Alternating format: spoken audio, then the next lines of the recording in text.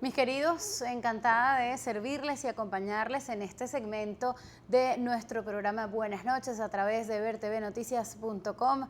Agradecidos como siempre por su fidelidad y su sintonía y por confiar en nosotros para informarlo muy bien de lo que ocurre en nuestro país y fuera de nuestras fronteras. Nos acompaña en este segmento el profesor Félix Arellano, como ustedes saben, destacado conocedor del ámbito internacional, catedrático de la Universidad Central de Venezuela. Nos acompaña, profesor, y bienvenido, gracias por aceptar la invitación, porque pues en virtud de esta noticia de que Venezuela ocupa nuevamente el Consejo de Seguridad de la Organización de las Naciones Unidas, esto merita una revisión exhaustiva, en virtud además de que el gobierno exhibe esto como un logro, pero los detractores, la crítica y los expertos no piensan igual. ¿Podría ser esto, profesor, un procedimiento o una cuestión anunciada que se sabía prácticamente de rutina cuando Venezuela era el único candidato por América Latina para ocupar ese puesto dentro de los 15 del Consejo de Seguridad? En efecto, gracias por la invitación. Sí, el tema, como bien sabemos, se va a prestar a una enorme manipulación que ya empezó, porque una declaración del presidente de la República es que acaba de entrar la revolución en el Consejo de Seguridad.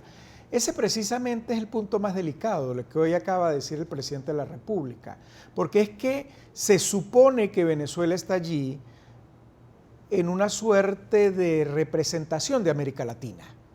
Y las posturas de América Latina no han sido radicales precisamente en las Naciones Unidas. En los temas más conflictivos del escenario mundial, América Latina, países como Brasil, como Perú, como Uruguay, han jugado con mucha prudencia, con mucho respeto al orden internacional. Ese no es el caso de Venezuela y podríamos hacer un inventario. Entonces, este que es un tema estrictamente administrativo, los 10 miembros no permanentes están distribuidos por regiones y hoy de hecho hubo elecciones para América Latina que tiene que tener 2 representantes. Va a estar en este momento Venezuela, que entra en diciembre, y va a estar por un año con Chile. En diciembre sale Argentina. En diciembre del año que viene sale Chile y habrá una nueva cambio. Elección. En la medida que América Latina le da el respaldo a un país de la región, el resto del mundo acepta eso. Esta es una decisión del continente. Igual se decide con el caso África, y hoy fueron aprobados 2 países, un país de África y un país de Asia. Por casualidad, en esta oportunidad hubo polémica en Europa, y el caso de España no fue tan fácil. A una tercera consulta fue que España logró el número de los votos. En la oportunidad anterior, Venezuela intentó, pero hubo otro candidato, e incluso ninguno de los 2 terminaron finalmente siendo electos. Surgió el nombre de Panamá y resolvió el problema. Si hubiese presentado otro candidato, aquí habría habido polémica. Ahí hubiese sido seguramente, se hubiera discutido el tema de Venezuela. El tema de Venezuela tiene muchos elementos delicados en el marco de Naciones Unidas. Tiene, por ejemplo, la poca claridad que existe de Venezuela sobre el tema del terrorismo internacional. Temas como la FARC, Hezbolá, Vascos, ETA, temas como las sanciones que aprobó el Consejo de Seguridad contra Irán. Nunca ha estado claro el cumplimiento de Venezuela de esas medidas. Luego decíamos, América Latina en grandes conflictos internacionales del momento, la primavera árabe, el caso de Libia, el caso de Siria o el caso del Medio Oriente con Hezbolá, el célebre e histórico conflicto entre judíos y palestinos. En todos esos temas, Venezuela ha actuado en contravía de América Latina. Venezuela no representa el sentimiento y la posición de América Latina. Yo, como demócrata, aspiraría a que Venezuela cambie sus posturas y que a partir del ingreso al Consejo de Seguridad tuviéramos un giro de 180 grados. Soy ingenuo, pero no puedo ser tanto, ¿no? No creo que va a ocurrir. De hecho, lo estamos viendo hoy día. Ya Venezuela está negada a aceptar el acuerdo adoptado en el grupo de trabajo sobre detenciones arbitrarias. Sí, fíjense que ha tocado el profesor, afortunadamente para nosotros, varios de los ítems que teníamos previstos ir desarrollando poco a poco. Yo me permito simplemente citar parte del contenido de las informaciones que relatan cómo ocurrió la votación. Yo quisiera además pedirle una pequeña explicación de cómo transcurre este proceso, porque no sé si recuerdan que en escenarios internacionales Muchas veces a todo el mundo le interesa saber quién votó qué cosa y dónde. En este caso, estas votaciones, profesor, transcurren o son con papeletas. Con papeleta, no Es no decir, es votando no con el es botón. que el embajador Levante levanta la la mano. mano, sino que esto transcurre con el uso de papeletas. Sí. ¿Cómo quedó la votación? En total fueron 182 votos efectivos, un solo voto nulo, ningún voto negativo. Del total requerido para ocupar ese puesto no permanente en el Consejo de Seguridad, Venezuela requería 122 votos. En esta votación que se celebró, recordemos, este mismo jueves. 10 fueron abstenciones, 182 efectivos y 181 positivos. A ver, ¿cómo es este proceso? Se convoca a los representantes, ellos tienen que emitir su voto. ¿Qué ocurre allí? ¿Cómo es el conteo? Esta cosa que quizás nosotros, los que no estamos relacionados con el tema, no El conocemos. punto más importante, lo mencionábamos hace un momento, es si la región lleva un solo candidato o lleva varios candidatos. Si la región lleva un solo candidato, es absolutamente seguro el triunfo. O sea, yo no tenía ninguna duda desde que no hubo la postulación de ningún otro candidato latinoamericano, cosa que sorprende, porque Venezuela es la quinta vez con esta que estaría en el Consejo de Seguridad. Países como Brasil han estado 10 veces como miembros no permanentes, pero países como El Salvador o República Dominicana, con el prestigio que tienen, nunca han sido miembros del Consejo de Seguridad. Entonces llama la atención por qué no se han postulado, no lo hicieron en esta oportunidad. En la medida que no había ninguna otra postulación, era absolutamente Pero el cierto. continente no se va a privar de tener a su representante. Además, administrativamente entiendo, debe estar representado América Latina. Tiene que estar. Si no se hubiera postulado Venezuela, lo hubiera hecho alguien. Yo me imagino que El Salvador no lo hizo porque esto supone un trabajo, esto supone tener un equipo en la oficina de la Embajada de Venezuela, la representación ante las Naciones Unidas, dedicado exclusivamente a esto día y noche. Cuesta dinero mantener ese equipo diplomático allá. Al personal le cuesta trabajar toda la noche porque el Consejo de Seguridad le encanta sesionar de noche. Hay conflictos en puertas, hay un conflicto entre China y Japón por unas rocas que parece que tienen recursos estratégicos. Eso pudiera, ya Estados Unidos está hablando de escenarios militares frente a China. Hay un mundo, el Hezbollah va a tener que ser un tema del Consejo de Seguridad. Sí, fíjense que yo también quería pedirle relatarnos de manera bien detallada cuáles son las funciones en general del Consejo de Seguridad y por qué es tan conveniente para un país estar allí. Las funciones son muy importantes. El Consejo de Seguridad realmente es el órgano de la paz y la seguridad mundial. El Consejo de Seguridad es el único que puede aprobar la movilización de tropas de las Naciones Unidas, que normalmente van no para atacar, sino para defender. Imaginémonos que el país A atacó al país B, las Naciones Unidas debe ayudar al país B, más si es un país débil, pequeño, frágil, el Consejo de Seguridad es el que aprueba la movilización de tropas. Es el que de inmediato llama a consultas, es el que tiende a servir de mediador y generador de la paz. Trabaja sin descanso, no hay vacaciones en el Consejo de Seguridad, trabaja todos los días si es necesario y trabaja mucho de noche.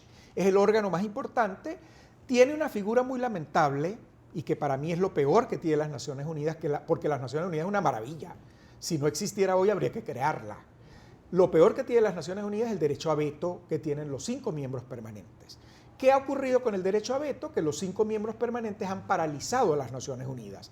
Conflictos tan importantes como la guerra de Vietnam o la guerra de Corea no entraron a la discusión de las Naciones Unidas porque la vetó alguna de las potencias.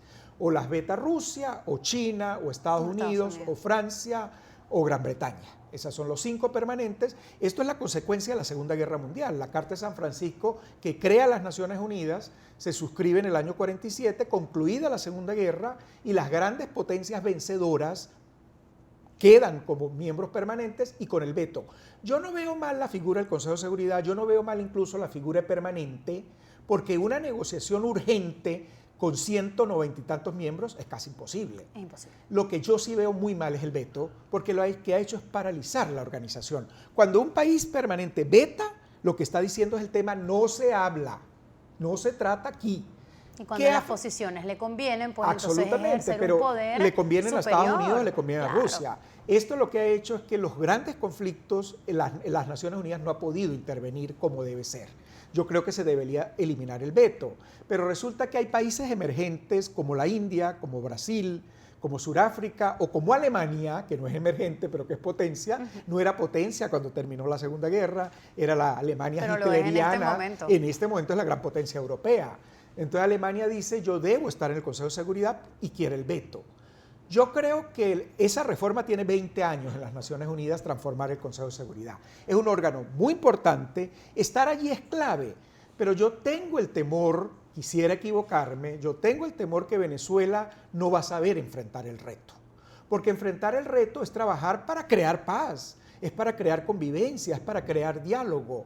Si Venezuela es muy amiga de Palestina, Venezuela debería contribuir a la paz, pero usted no puede contribuir a la paz si rompió relaciones con Israel. Porque la idea es equilibrio, ponderación.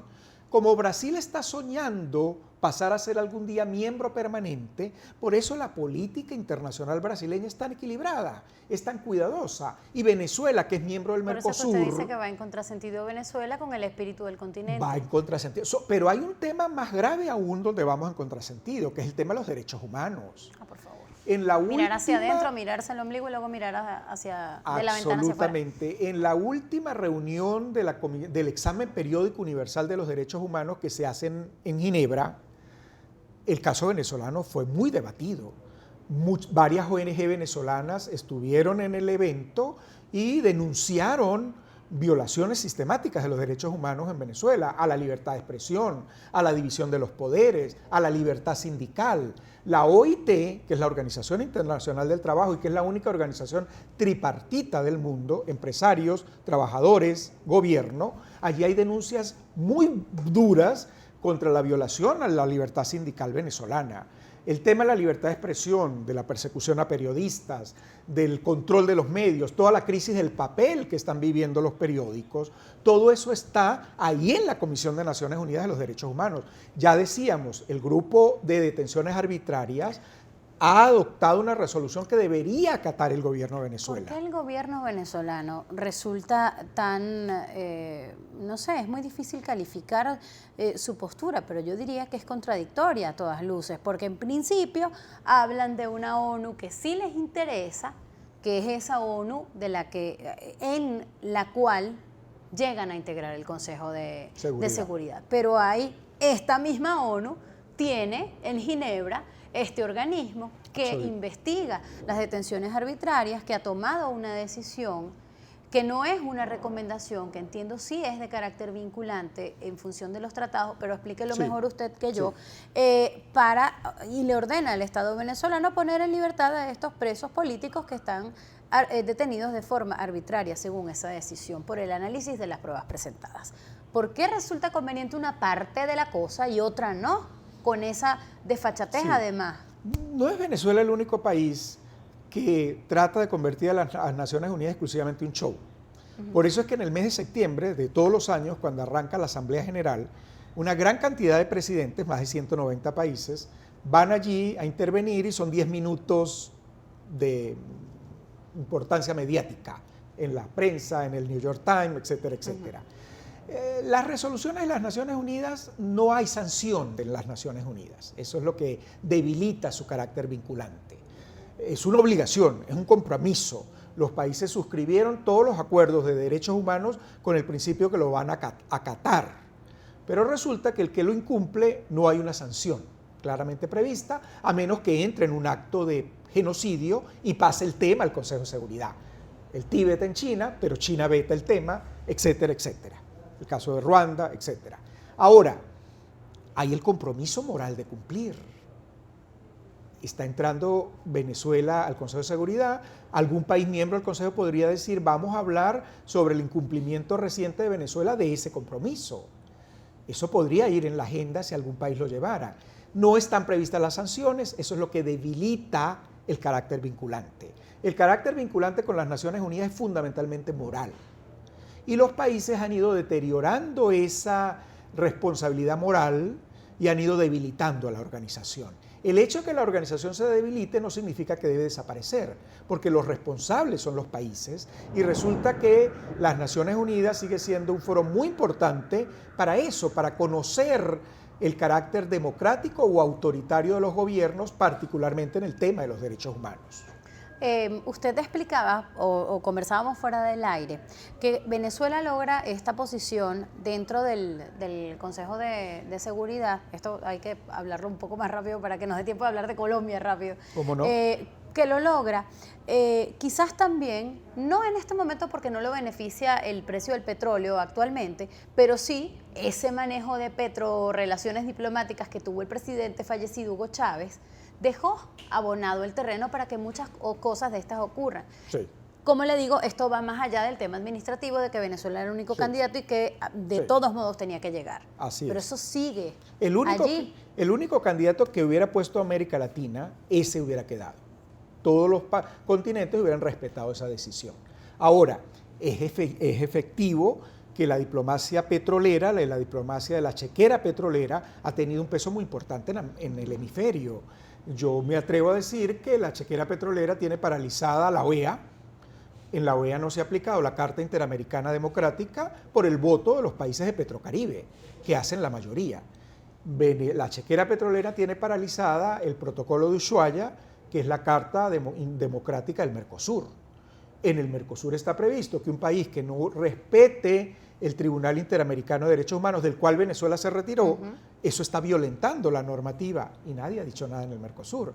El canciller de Brasil estuvo en la mesa de diálogo, se entrevistó con estudiantes, con ONG, con partidos políticos y conoció de primera fuente la crisis de derechos humanos en Venezuela. Él no llevó eso al Mercosur. Pareciera que las deudas de algunas corporaciones brasileñas en Venezuela es más importante que el tema de los derechos humanos. Hay otro tema que no lo mencionamos, pero bueno, había que por lo menos nombrarlo, y es la deuda que Venezuela mantiene además con la ONU, los compromisos estos y las cosas. Eso seguramente sí se va a cumplir, eso seguramente es lo que se va a barnizar. La tendencia de los países autoritarios es pagar sus cuotas en los organismos internacionales para evitar ese titular, el titular de periódico. Ahora, hablando de deudas, para el gobierno de Venezuela está muy difícil cumplir con tantas deudas. Recordemos que la crisis con Panamá tuvo como un epicentro la deuda con Panamá. En el caso de Colombia, la crisis de la deuda nunca deja de estar en la agenda y como tú bien decías, hablando de Colombia, viene la canciller de Colombia. Supuestamente por el tema del asesinato de Robert Serra como uno de los grandes macrotemas. Bueno, yo Sin creo embargo, uno se pregunta, ¿qué hay detrás de todo esto? No, hay muchos temas en la agenda. Yo creo que ya la relación con Colombia vuelve a enfriarse una vez más, vuelve a entrar en una etapa delicada. Ya no hay el relacionamiento tan intenso que teníamos unos meses atrás. Yo creo que lo mínimo que tenía que hacer el gobierno de Colombia era esto. Ha debido hacer algo mucho más serio, ha debido dar el presidente de Colombia una declaración del maltrato que está recibiendo un expresidente colombiano por las autoridades venezolanas. Yo creo que si el presidente Santos defiende a sus ciudadanos, eso es lo mínimo. Hay problemas en frontera que han crecido, hay muchas críticas de la población en frontera, particularmente del norte del Santander, sobre el tratamiento que está recibiendo en la frontera, sobre el cierre arbitrario de frontera. Todos estos temas tienen una agenda muy delicada. Es increíble. La deuda no deja de salir, el tema de las remesas que los colombianos quieren enviar a sus familiares. De las familias ya. Todo esto ha complicado la agenda y ahora esta acusación sistemática, sin una investigación seria, responsable, a un expresidente y senador, creo que es una situación que amerita un mínimo de respeto. Es increíble, profe, ya para cerrar, que el gobierno venezolano admita de manera tan frontal que el paramilitarismo supuestamente está tan enquistado y tiene tantas raíces en nuestro territorio, cuando todos los ciudadanos venezolanos debemos ser protegidos por ellos. Bueno, yo no sé si con esas declaraciones el gobierno de Venezuela va a terminar dándole la razón al expresidente Uribe cuando declaraba que Venezuela era un santuario para guerrilla. El gobierno de Venezuela trata de concentrarse en las autodefensas y en los paramilitares. El presidente Uribe y su embajador en la OEA, antes de retirarse, hizo un escenario donde había mucho territorio venezolano en el que servía de aliviadero a grupos armados colombianos. Eso es una locura, eso nunca se aclaró, pero ahora el gobierno de Venezuela habla de que hay un movimiento de colombianos en el país. Bueno, eso debería aclararse muy bien. No se aclaró las denuncias en la OEA, bueno, debería aprovecharse para aclarar todo. Yo creo que lo mínimo que tiene que hacer el gobierno de Colombia es mandar a la canciller a tratar de clarificar la situación. Habrá que ver qué ocurre con esa visita. Yo le agradezco mucho, profe, que nos haya acompañado. A ustedes, con mucho gusto. Son personas con el tiempo muy comprometido, pero siempre hacen un alto en sus agendas para poder brindarnos explicaciones profundas, ahondar en los temas que son noticia. A ustedes agradecida por permitirnos llegar a sus casas. Quédense con nosotros aquí en Buenas Noches a través de vertvnoticias.com.